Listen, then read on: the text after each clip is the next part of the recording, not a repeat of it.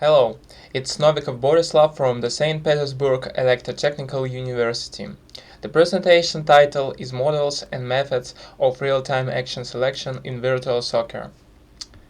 Multi-agent systems, or systems of interacting autonomous intelligent agents, are used in many areas, including logistics, graphics, robotics, and other. One of the key tasks in such systems is to plan the agent's further actions under condition of constantly changing environment and limited time for decision making. An agent can achieve the same goal in several ways, which will differ in a number of characteristics. In order for the agent to make a rational choice between such methods, the concept of the utility assessment of an action is introduced. The utility score is a numerical value that indicates how much the choice of this action is useful for achieving the agent's goals. Due to the limitation on the decision-making time, standard artificial intelligence algorithms is not effective as anytime algorithms, since they require less time to achieve the result, which will be refined as the algorithm's execution time increases. RoboCup allows you to simulate a group-agent confrontation in real time in an environment with limited perception. It is also the most popular platform for studying multi-agent systems. And for the study of models and methods of decision-making, the virtual football environment and RoboCup was chosen with very important for this domain task of passing a ball. The purpose of our research is to represent models and methods for ball pass based on the calculation of the utility assessment of possible action and analyze their work in a typical situation from virtual soccer. You need to know that the game involves two teams of agents with 11 players on each side. Each has dynamic and static parameters such as speed, location, radius of the body. Each player can execute a number of commands: kick the ball, speed up, dash. To make a pass, the kick command must be executed so that the ball will fly to the partner and will not intercept it during this time. The receiver must determine the direction and speed of the ball to meet the ball at the point of receiving the pass. Let's head to the algorithm description. During the planning of the pass, the player needs to analyze and choose a partner for the pass, the ball flight path, and the strength of the ball kick, which comes down to choosing one of the many options of those factors combinations. The algorithm receives at the input a current information about the environment and the information that was previously perceived. Such information includes position of players, angles, views, etc. In the algorithm, the following main steps of work can be distinguished. The first one is identification of receivers. The second one, identification of interceptors. Then determination of pass trajectories, determination of kick power, and choosing of best parameters. At each steps, we calculate an utility assessment of the new parameters and then make a reassessment of the previously found ones. It allows us to consider the best possible options for achieving the player goals at the next steps. As a result of its work, the algorithm gives the trajectory along which is necessary to pass the ball and the force that must be applied to the ball during the kick. Step 1. Receivers is a set of allied players considered for the purpose of passing the ball to them. To find them, you need to find the influence area and reach area. Area of influence is the area of the player each point of which the player may reach earlier than any other player. To find it, we built a Voronoi diagram. This diagram is a partition of a plane into polygons within which the points are closer to the center of this polygon than to the centers of others. The area of influence is built on the assumption that the center of polygons are the coordinates of the players. The reach area is the area of points where the ball may end up after being kicked. To find this area, you need to take into account the current possible power of the kick, which depends on the distance from the player kicker to the ball and on the difference in the angles of view of the player kicker and ball position. Knowing the current kick power calculated by equation 1, you can calculate the maximum possible speed for passing the ball by the equation 2 and the distance to which the ball will fly at this speed, equation 3. This distance will become the radius of a circle with center in the player's coordinates and will represent the area of reach. The receiver will be the player who has at least one vertex of the influence area within the reach area. After determining the receivers, we make an utility assessment. The method of utility assessments depends on a set of criteria that show how profitable any action for achieving the goal. An example of such criteria for receiving players is the distance to the ball or goal. During the utility assessment, we calculate the normalized value for each criterion. By the equation 4. Also, each criterion has wide degree of its influence on the assessment of utility. The sum of the weights of all criteria involved in the assessment is equal to 1. Utility is estimated by the formula 5. The resulting scores are used to order the set of players so that the most useful ones are considered first. Step 2. Interceptors is a set of opponents considered as interference when passing the ball to a particular receiver. To find them, we need to calculate the angles in the range of which the ball can be kicked. Let's consider 2 points of intersection of the receiver's area of influence and the area of reach that are at the minimum alpha and maximum beta angles relative to the ball's coordinate. The angles at which those points are located will be the angles we need. Then the interceptor will be considered as an opponent who is closer to the ball than the receiver, and as well as in the range of angles alpha minus 90, beta plus 90. The first restriction comes from the fact that the interceptors located further from the ball than the receiver will not reach it faster. The second restriction is based on the assumption that the interceptor moves perpendicular to the flight path of the ball, so even when considering the extreme possible trajectories, namely alpha and beta, the opponent will try to reach the ball at its current position, which makes it impractical to consider it, because the ball will immediately leave this point after the kick. When possible interceptors are identified, we make an utility assessment in the way as at the step 1.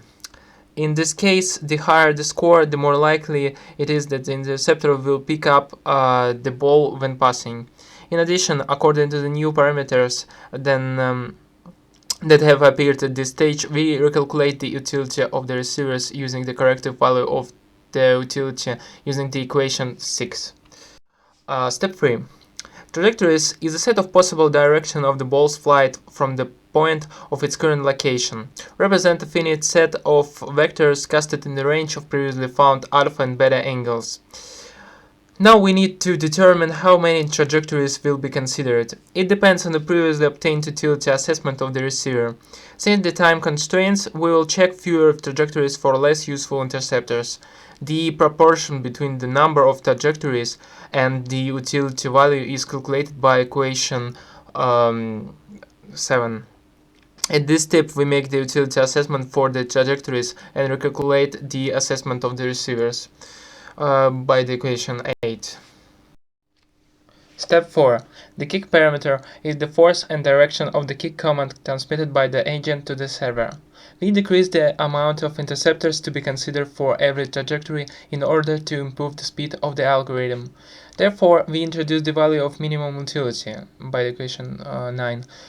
Which limits the set of possible interceptors from below, where U mean is the minimum value of the utility assessment among all possible interceptors for the considered trajectory, and UT is the value of the utility assessment of the trajectory in equation 16. Now we need to calculate the force of impact on the ball. This parameter must be calculated taking into account the counter-reaction of the interceptors. To find it, we will proceed from the assumption that the interceptors move along the shortest path to the selected trajectory, that is, along a perpendicular. This assumption allows us to calculate the point of interception of the ball using equation 10 and 11, as well as the time when the interceptor will reach this point using equation 12. Knowing the time and distance of the interception point, as well as the deceleration parameter of the ball's speed decay and the previously calculated actual power of the kick command, we can determine the maximum speed transmitted to the ball at which it will be intercepted. Having found it using equation 13, we can assume that by passing the ball a speed greater than that found earlier, we ensure that it is impossible to intercept it. Next, after receiving v-min, we must take into account the limit of the speed transmitted to the ball that was calculated earlier. It will give us the first upper limit, Vmax, and the range of possible transmitter speed from Vmin to Vmax. The next restriction will be made by the area of influence of the receiver.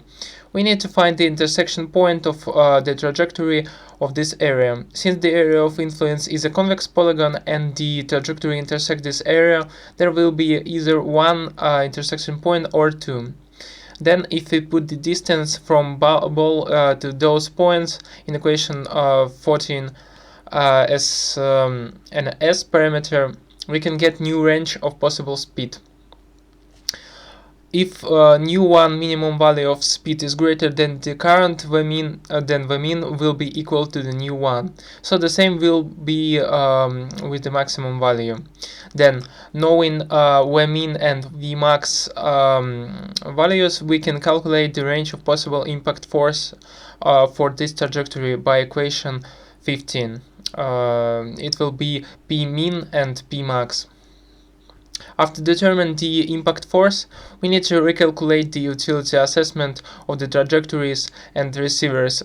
Those assessments are final and will determine the further order in which the agent chooses actions. Step 5. After the last reassessment of the utility of receivers, it is necessary to go through the graph in depth, at each stage choosing the next most useful vertex as the next step. As a result of this walkthrough, the best values of the trajectory and kick parameter will be selected, on the basis of which the player in question will perform ball passing. The presence of utility assessment at each algorithm step ensures the operation of the algorithm under the condition of time constraints. In the case of finishing of the algorithm before the possible ball transfer trajectories are calculated, the direction to the receiving player will use the highest value of the utility value is taken as the resulting trajectory. In the case of finishing of the algorithm before the optimal kick power is calculated for the trajectory, the maximum possible kick power for the player in question is taken as the result. An experimental study for this situation discussed above was carried out on a computer with the following specification. The performance of the algorithm as an anytime algorithm can be estimated by getting a graph of the algorithm's performance curve, which increases as the algorithm execution time increases. The efficiency of the algorithm is estimated as the number of successful passes on the total number of attempts, in considered measurements equal to 30. Measurements were performed repeatedly with different amounts of time allocated for the algorithms to work. In total, 10 measurements were taken with 5 ms step for available algorithm work time. The graph clearly shows that the algorithm works correctly as an anytime algorithm. The advantage of utility assessment of each stage can be verified by comparing the efficiency curve of the algorithm under the same condition when the utility assessment is running and when the algorithm is running without. As you can see, at the stage with a small amount of available time, an algorithm with a utility assessment works better than an algorithm without it. With a further increase in time, a decrease in the efficiency graphs occur due to the calculation of utility assessment by the algorithm. However, because of an optimized approach to consider the number of trajectories and interceptors per trajectory, the algorithm with assessments soon gets the advantage again. The results of the experiment showed that anytime algorithm allowed to increase the efficiency of the time used by the agent. The results also showed that the utility assessment at each stage of the algorithm can increase its efficiency. The obtained experimental results are focused on the environment of virtual soccer. However, the presented approach, based on dividing one main task of an intelligent agent into subtasks and further assessment of their implementation utility for choosing the best way to achieve considered goals, can be extended to other application of agent systems, which constitutes the direction of further research. Thanks.